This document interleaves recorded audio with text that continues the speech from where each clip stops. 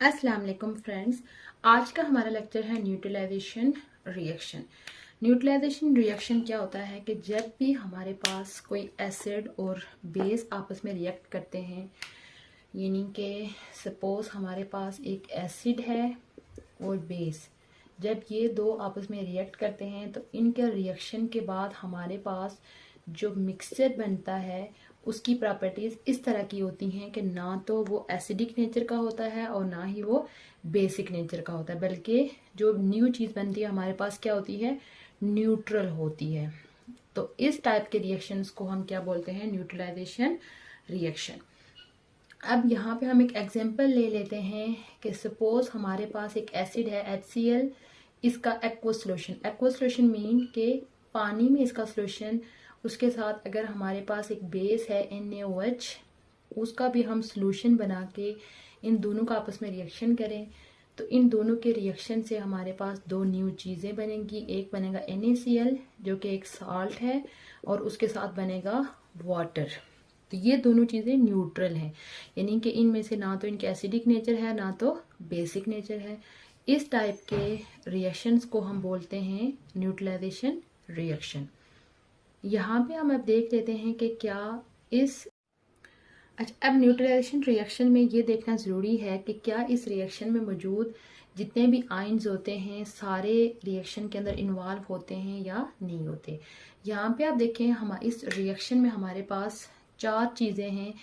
HCl है जो कि एक एसिड है, NaOH एक बेस है और NaCl क्या है, साल्ट है। हम यहाँ पे मौजूद तमाम आयन्स लिखते हैं कि इस रिएक्शन में हमारे पास कौन कौन से आयन्स हैं। यहाँ पे आप देखें HCl के अगर आयन्स हम देखें तो यहाँ पे H पॉजिटिव इसका आयन होगा, उसके बाद इसका आयन देखें तो Cl नेगेटिव होगा, इसके आयन्स देखें तो Na पॉजिटिव होगा और इसके आयन देखें तो OH नेगेटिव।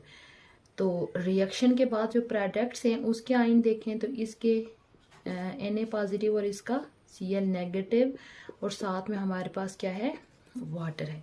यहाँ पे आप देखें ये रिएक्टेंट्स हैं और ये प्रोडक्ट हैं। यहाँ पे अगर हम ये चीज़ देखें कि दो आयन्स ऐसे हैं जो कि दोनों साइड पे एक जैसे हैं, यानी कि इस साइड पे भी NaCl है और इस साइड पे भी NaCl।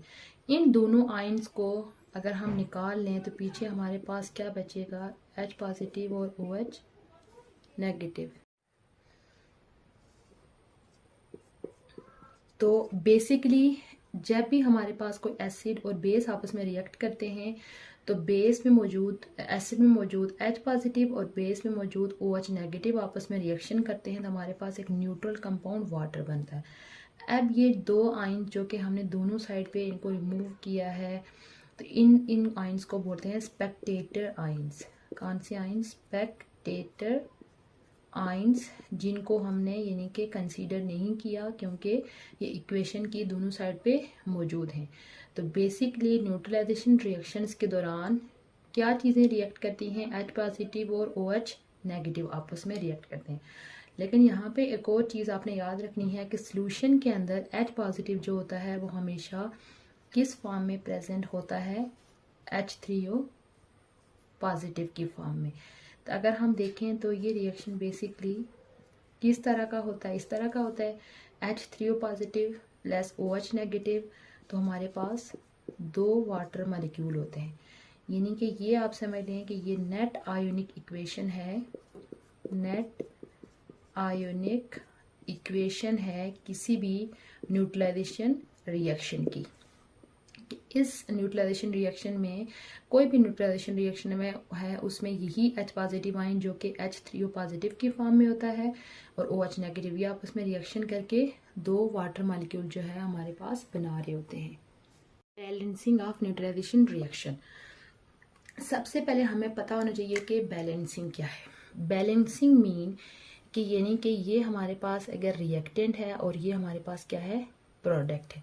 तो रिएक्टेंट और प्रोडक्ट्स के अंदर number of atoms, number of charges, सब चीज़ों का बैलेंस होना क्या होता है, बैलेंसिंग। मीन के अगर इस साइड पे 5 आयन्स हैं तो इस साइड पे भी 5 होने चाहिए, इस साइड पे 5 एटम रिएक्ट कर रहे हैं तो इस साइड पे भी 5 एटम रिएक्ट करने चाहिए, ये होती है बैलेंसिंग।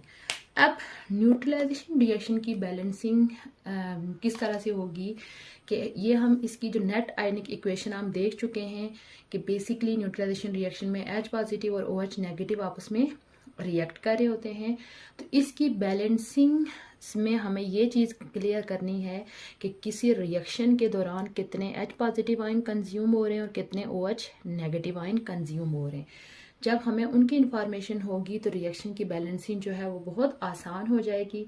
इसके लिए हमें दो टर्म्स का यानी कि उनके बारे में जानना बहुत ज़रूरी है। एक टर्म है एसिडिटी ऑफ बेस और दूसरी टर्म है बेसिसिटी ऑफ एसिड।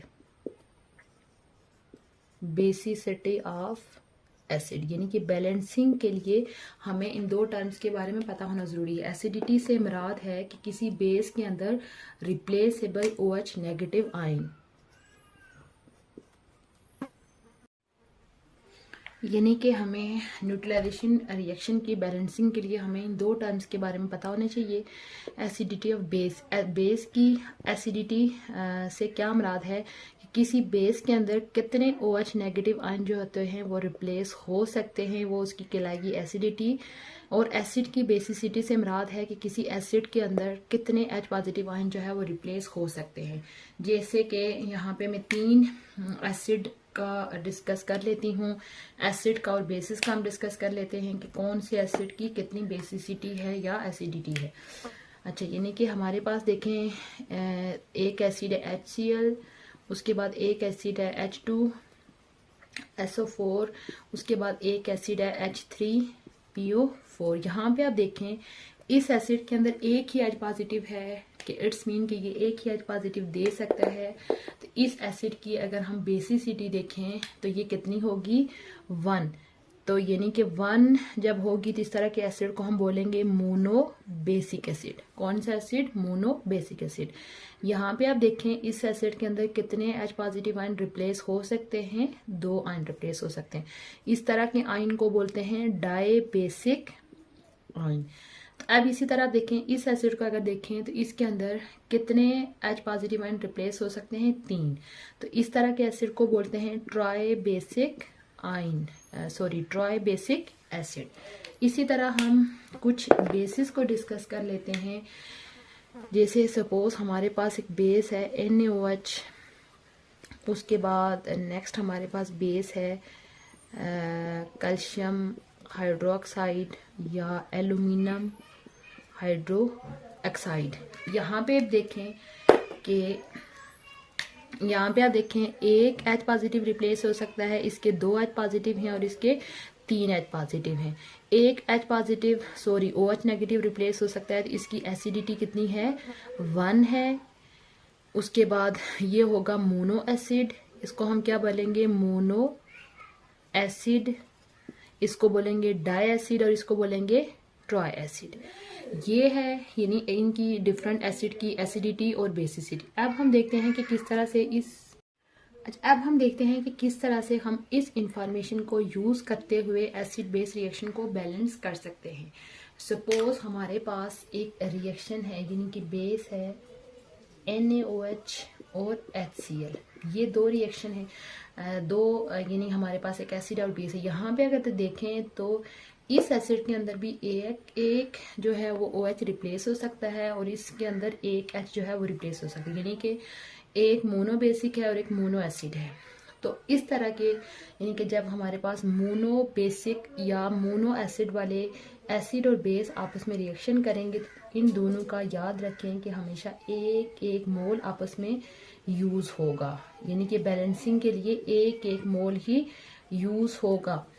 उसके बाद अगर हमारे पास यानी कि मोनो बेसिक वाली मोनो एसिड वाली जो बेस है एक ऐसे एसिड के साथ रिएक्ट कर रही है जो कि डाई बेसिक है, जैसे सपोज के यानी कि अगर ये आपस में डायरेक्ट रिएक्ट कर रहे हैं तो इन दोनों का एक मोल होगा। लेकिन अगर बेस हमारे पास ये वाली है और एसिड हमारे पास ये वाला है, यानी कि बेस हमारे पास क्या है? मोनो एसिड है और एसिड हमारे पास कौन सा है? डाई बेसिक है, H2SO4। तो इस केस में आप याद रखें कि इस एसिड को न्यूट्रलाइज करने के लिए इसका तो 1 मोल ही यूज होगा, बट बेस हमारे पास कितने मोल यूज होगी, 2 मोल जो है वो बेस यूज होगी इस रिएक्शन को बैलेंस करने के लिए।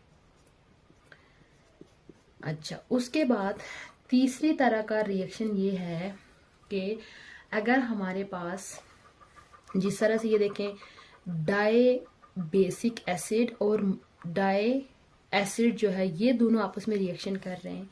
सपोज हमारे पास बेस कौन सी है, कैल्शियम हाइड्रोक्साइड, इसकी जो एसिडिटी है वो 2 है। उसके बाद हमारे पास एक एसिड है H2SO4, इसकी बेसिसिटी क्या है, 2 है। यानी कि दोनों 2 हैं, तो इन केस में दोनों का 1 मोल जो है वो यूज होगा इस रिएक्शन को बैलेंस करने के लिए। तो इस केस में हमारे पास आगे क्या बनेगा, CaSO4 और साथ में वाटर बन जाएगा। लेकिन उसके बाद अगर यही चीज ये है कि अगर हमारे पास यानी कि बेस तो ये वाली है लेकिन हमारे पास एसिड कौन सा है, मोनोबेसिक एसिड है, तो उस केस में ये इस रिएक्शन को बैलेंस करने के लिए इसका तो 1 मोल ही यूज होगा, लेकिन इसके कितने मोल यूज होंगे, 2 मोल यूज होंगे इस रिएक्शन को बैलेंस करने के लिए। तो इसमें हमारे पास जो है वो प्रोडक्ट इस तरह के बनेंगे।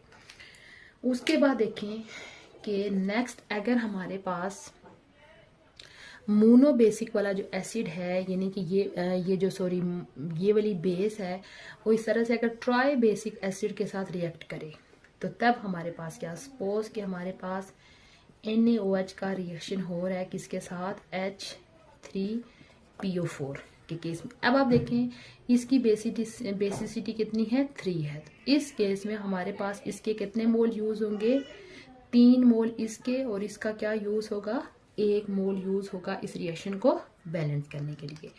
उसके बाद नेक्स्ट हमारे पास यानी कि एक केस इस तरह का है कि हमारे पास यानी कि अगर ये वाली बेस यूज हो रही है CaOH2 यानी कि कैल्शियम हाइड्रोक्साइड यूज हो रहा है, और साथ में ये यूज हो रहा है H3PO4। इस केस में हमारे पास क्या यूज होगा कि ये यानी कि इसकी बेसिसिटी देखें 2 है, सॉरी एसिडिटी इसकी 2 है और इसकी बेसिसिटी क्या है, 3 है। यानी कि अपोजिट उसमें यूज होंगे, यानी कि इसको बैलेंस करने के लिए इसके कितने मोल यूज होंगे, 3 मोल यूज होंगे, और इसको बैलेंस करने के लिए इस एसिड के कितने मोल यूज होंगे, 2 मोल यूज होंगे। तो इसके बाद हमारे पास जो प्रोडक्ट्स बनेंगे कैल्शियम फास्फेट और साथ में 6 वाटर मॉलिक्यूल बनेंगे। ये थी हमारी यानी कि बैलेंसिंग, ये था हमारा लेक्चर जो कि फर्स्ट हमने देखा न्यूट्रलाइजेशन रिएक्शन के बारे में कि न्यूट्रलाइजेशन रिएक्शन क्या होते हैं और न्यूट्रलाइजेशन रिएक्शन में एक्चुअल में कौन से आयन्स हैं जो कि रिएक्शन में डायरेक्टली इन्वॉल्व होते हैं। उसके बाद हमने देखा कि न्यूट्रलाइजेशन रिएक्शन को बैलेंस कैसे किया जाता है, और बैलेंस के लिए हमें ये जो 2 टर्म्स हैं एसिडिसिटी और बेसिसिटी, इनके बारे में पता होना ज़रूरी है, और किस तरह से इन टर्म्स को यूज़ करते हुए हम डिफरेंट रिएक्शंस के बारे में जान सकते हैं कि जब हम कौन सा एसिड यूज़ करेंगे तो उसके कितने मोल लेंगे। ये सारी इन्फॉर्मेशन जो है हमने डिटेल में डिस्कस की है। उम्मीद है आपको आज का लेक्चर अच्छा लगा होगा।